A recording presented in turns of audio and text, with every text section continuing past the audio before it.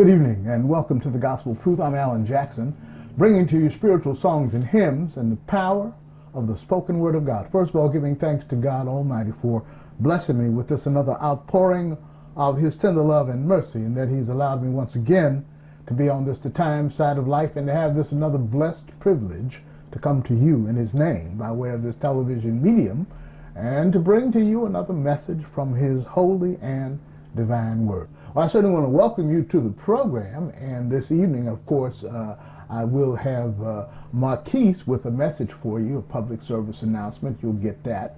I got my COVID-19 vaccination, and here's why. This isn't about gimmicks or sentiment or what commercial I like. This is about facts. COVID-19 vaccines are safe and effective.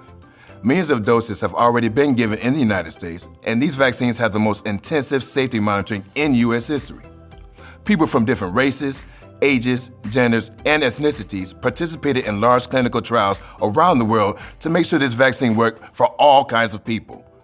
The amount of time and effort dedicated to developing these vaccines was huge. Scientists used existing research and technology so they could get the vaccines developed quickly and safely without skipping any steps. If you need any more information, use a reliable source like the CDC website to get the facts. This evening, we're going to be deviating from our programming norm. However, I'm going to present one of my alumni brothers from the Nashville Christian Institute. We have had the opportunity to attend the same school and to be mentored by the same man, and that was Marshall Keeble.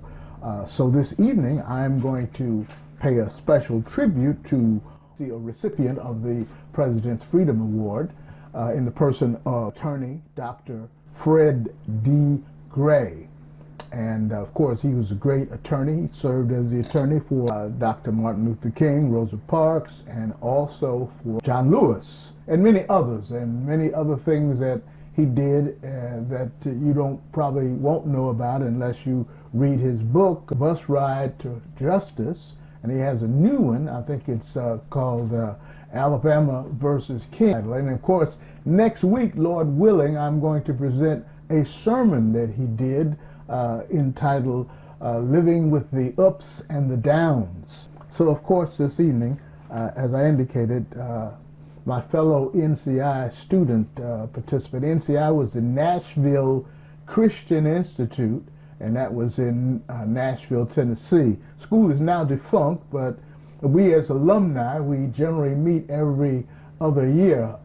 Due to the pandemic, we have postponed our association in terms of getting together, but I do anticipate us coming together maybe this summer to have a reunion of the school. And not all of us are from the same places. I'm from California, he's from Alabama. There are other places from Georgia, Mississippi, Michigan.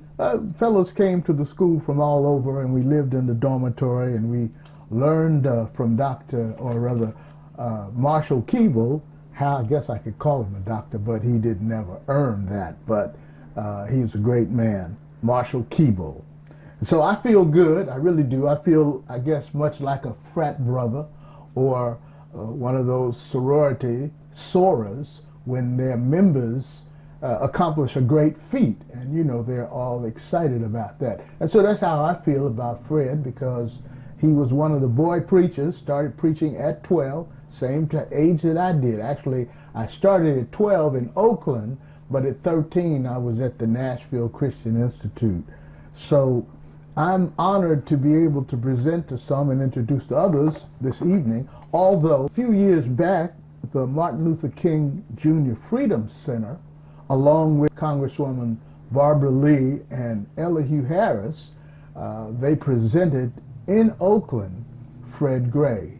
And so I'm happy to say today that he is a Congressional Medal of Freedom Award winner, and he really did deserve that. It's a long time coming. And I'm not sure if the movement would have gained as much as they did without him serving as the chief counsel for the protest movement. So again, I just want you to know that I'm grateful to God for blessing me to be able to present my brother in Christ, a fellow minister. He is a minister, currently serving as a lawyer and minister. He has a firm, and I didn't say a law office, I said a firm, and it's in Tuskegee, Alabama. I've had the opportunity to visit there, and he also serves as the minister of the Tuskegee Church of Christ there in Tuskegee, Alabama. And so I'm sure that you will appreciate the presentation. So once again, keeping in mind, we're both members and ministers of the Church of Christ. And so we encourage you to understand the teaching. Remember, it was Jesus who said he was going to build his church. So I'm happy to say that, the Lord was in the movement, because Fred Gray was one of his ministers. Now, I know we have others that were a participant, Dr. King and Dr. Abernathy and others, but we need to understand that behind the scenes was Dr. Fred Gray, making things happen. He broke down segregation, and you'll learn from his presentation that his goal, his objective, was to tear down everything that was segregated.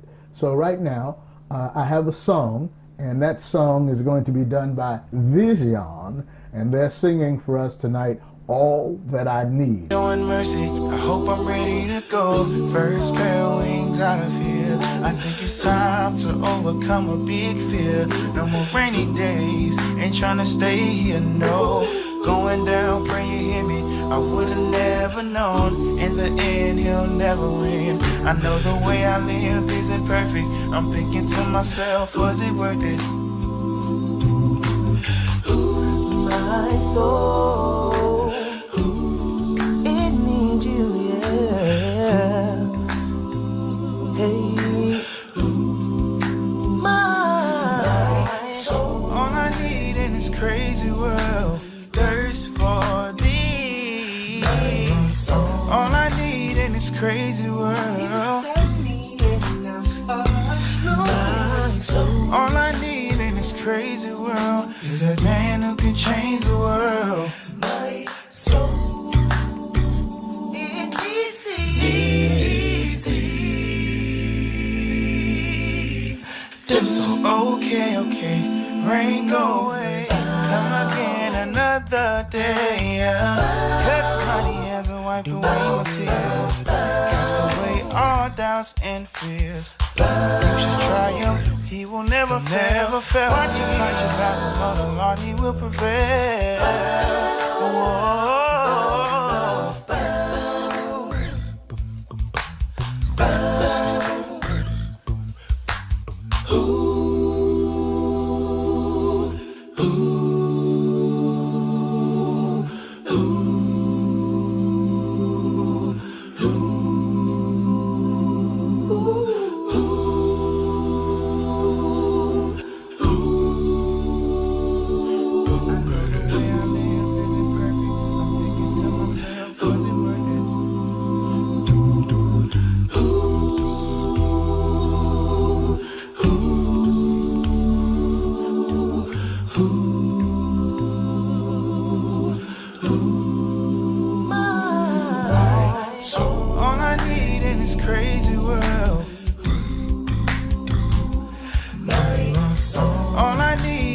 Crazy world.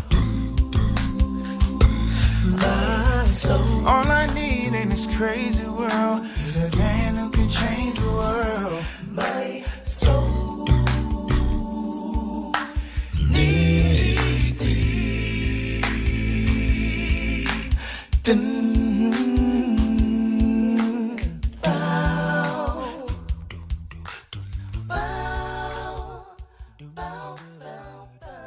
So right now, Dr. Gray. The arrest of Rosa Parks and the Montgomery bus boycott in 1955 are cornerstones of the civil rights movement.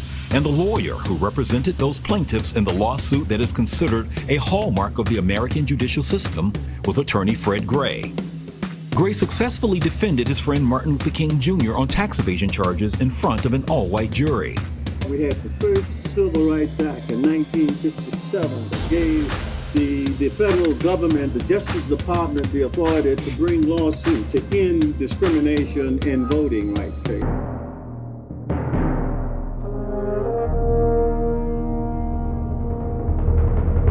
Fred was given a gift, and he was given a task, and he decided to accept it and embrace it. I didn't know anything about lawyers, and I noticed that everything was completely segregated. And if a person of color had a cause of action against a white person, I don't care how meritorious it was, there was very little likelihood, one, that they even got a lawyer who would defend them, and two, that they get justice. I wanted to be a lawyer that would be able to help to solve the problems that segregation was causing. Because of segregation, Fred had to look outside of Alabama for a law school. He settled on Western Reserve University in Cleveland. He would spend the next 3 years of his life there, but he never lost sight of what he called his private pledge. He came here committed to getting his law degree and going home so that he could destroy everything segregated he could find. He soon got to know Rosa Parks. When she was arrested on the bus, he was the lawyer they called. When you talk about the civil rights movement, you don't hear a lot of Fred Gray's name, and he was so prominent in the movement.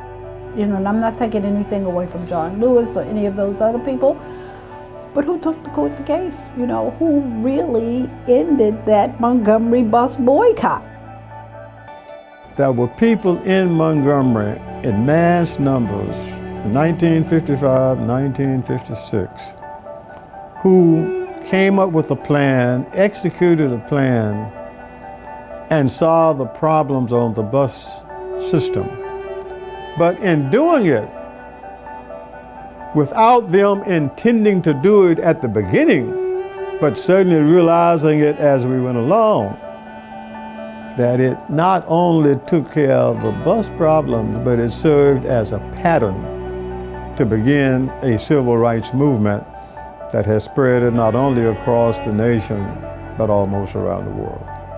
Fred would go on to work on virtually every major civil rights case in Alabama. He even represented the pastors accused of libel in the landmark free speech case, New York Times Company versus Sullivan.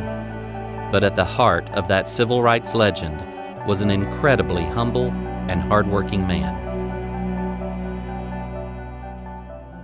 Fred is comfortable with kings and princes, for lack of a more apt description of that, but he's also comfortable with the common man, and he's never lost that common touch with people. He's not a chatterbox in any kind of way, but he is unfailingly generous with his time with people who come to see him and visit with him, and he likes to tell stories.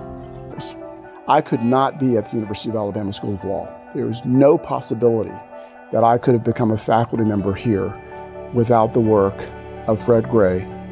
He just has an innate sense of what is right and what is just. And he just goes about doing it because he just thinks it's the right thing to do. It doesn't matter whether my name is in lights, it's just the right thing to do. It's what I do as a human being, it's what I do as a lawyer. The greatest joy I get out of the practice of law is at the end of the day, when I can see somebody who is receiving a benefit or receiving some compensation, and they're getting it as a result of the work I have been able to do for that person, that's a great reward in and of itself. Fred Gray may not be a household name, but the man fought the legal battles of the civil rights movement. Fox 4's Sean Rabb takes us to a live history lesson for high school and college students from the civil rights icon. I thought we had a problem with buses in Montgomery. Yesterday meets tomorrow at Cedar Valley College. 87-year-old attorney Fred Gray's legal hands have touched every civil rights lawsuit that's changed America, representing Rosa Parks and Dr. King, all chronicled in his book, Bus Ride to Justice, speaking to high school and college students at Cedar Valley. And became a lawyer solely for the purpose of destroying everything segregated I could find. And with a lot of help, with a lot of people, And I think even some divine intervention have been able to help to change things, at least to some degree. Still practicing law after 63 years, he's seen a lot of change. We've made a tremendous amount of progress and have been able to do away with the laws that required segregation. We haven't changed the hearts and minds of individuals. How do you change hearts and minds? I don't answer that. Gray says that's the challenge to the next generation, those he takes history to. And if this generation is going to expect somebody to give to them on a silver platter, here is the solution to solving the race problems in this country, then they're wrong. A message resonating with student Crystal Berkey. I think that we still have a lot of work to do. I think that programs like this are really striving to make better opportunities, but I do think that it's an everyday process, and I think it's all of us to carry that everyday process. A process Gray is hopeful will one day make racism, like parts of the civil rights struggle, history. Can't give up hope, but along with that hope, you have to have some work too. Sean Rabb, Fox 4. The Alabama Bar is also creating the Fred Gray Courtyard outside the Alabama Bar Association building here in downtown Montgomery. It will include the bar's motto, "Lawyers Render Service."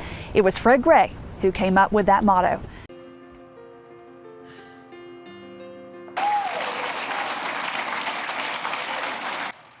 Today's Show Us Something Good comes from Case Western Reserve.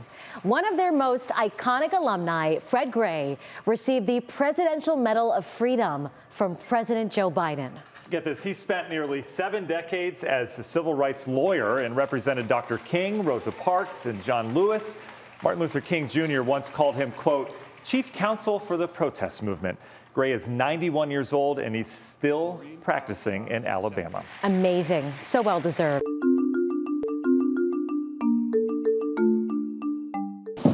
Fred David Gray. When Rosa Parks refused to move to the back of the bus, Fred Gray represented her in front of the courtroom, just as he did for Martin Luther King Jr. and countless marchers for justice. Risking his own safety, he helped secure voting rights, desegregate schools, and win other battles for the soul of our nation.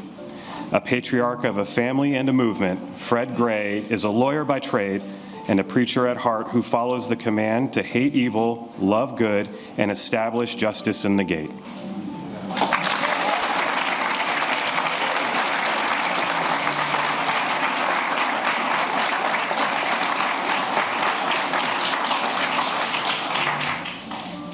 One of the most important civil rights lawyers in our history. Fred's legal brilliance and strategy desegregated schools and secured the right to vote. He went on to be elected as one of the first African Americans to Alabama state legislature since Reconstruction. An ordained minister, he imbued a righteous calling that touched the soul of our nation. And at 91 years young, he's still practicing law. And he's still keeping the faith in the best of America. Diane J. Nash.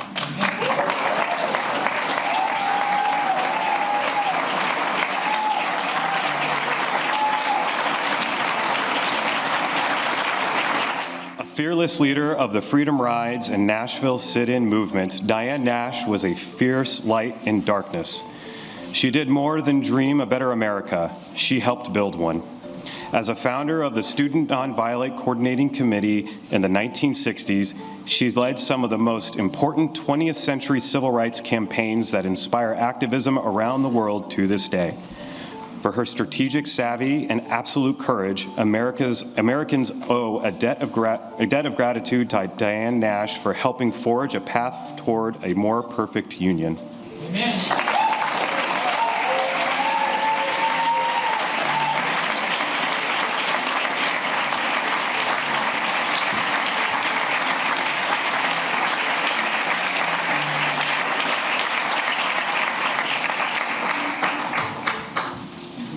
As a 23-year-old student at Fisk University, Diane Nash received a phone call from Attorney General Robert Kennedy's top deputies, warning her about the violence at the next stop of the Freedom Ride she organized across the South.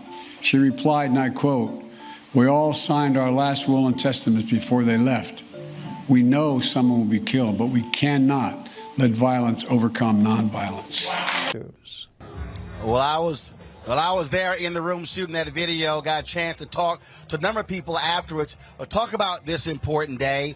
First up is the mayor of Montgomery, Alabama, Stephen Reed. Of course, remember, they took a $25,000 fine from the state of Alabama by taking the name of a street in Montgomery named after a Confederate general and putting up the name of Fred Gray. Here's what he had to say about today's ceremony. You know, it is great for Attorney Gray and his family.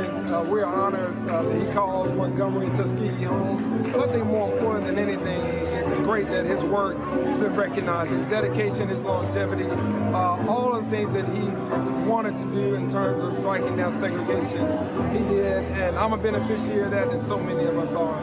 So it's great to be in this moment and witness it firsthand. Former U.S. Senator Doug Jones caught up with him as well. Obviously there's some big names up there, but being from Alabama, just your thoughts about Fred Gray. My friend Fred, my hero Fred, absolutely long overdue honor. One of the unsung heroes of the movement. I'm not sure how far the movement would have gotten without a brilliant young Fred Gray, really putting his career, his life on the line.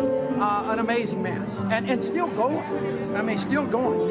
He doesn't age. 91 years old, still practicing law. He doesn't age. It's just phenomenal. I'm so happy for him, his family, and frankly for the state of Alabama. All right, that was, again, former U.S. Senator Doug Jones of Alabama. Dennis Archer, former mayor of Detroit, former president of the National Bar Association, shared his thoughts. I thought it was just outstanding, and to see all of us here celebrating the recognition of what they contributed and what they meant to all of us. There's so many people I know would love to have been here, and there was a link. I think if you got on it, you could see it even though you're not here. And I know Fred Gray is your friend. You've interviewed him. I suspect you might see him. Fred Gray just published a book, and I just got it a couple of weeks ago, Alabama versus King. This is his other book that follows up his memoir, Bus Ride to Justice. And we think about that number 25. Fred Gray was 25 years old when the Supreme Court affirmed the lower court in the Montgomery bus boycott case, breaking the back of segregation in Alabama, and by extension, setting that crack throughout the country. So, I mean, if this were a country where there was a we, he'd have gotten that medal along with Coretta and along with Martin and along with everybody else in Montgomery, E.D. Nixon, Rosa Parks and them, and Joanne Robinson. They'd have got that medal in 1956. But 3 years later, as he opens his autobiography, Bus Ride to Justice, he went up the steps of the Supreme Court and argued for Dr. Charles Gamillion, Dr. Gamillion in Tuskegee, Gamillion versus Lightfoot, and rewrote the law on gerrymandering. That's Fred Gray. Fred Gray represented the victims of the Tuskegee syphilis experiments, the Freedom Riders, some of the Montgomery marchers. And shout out to the Alabama State Bulldogs, because that's where he went to undergrad. And I saw my friend Crystal Gregory there singing the Black National Anthem, or the National Anthem as I call it.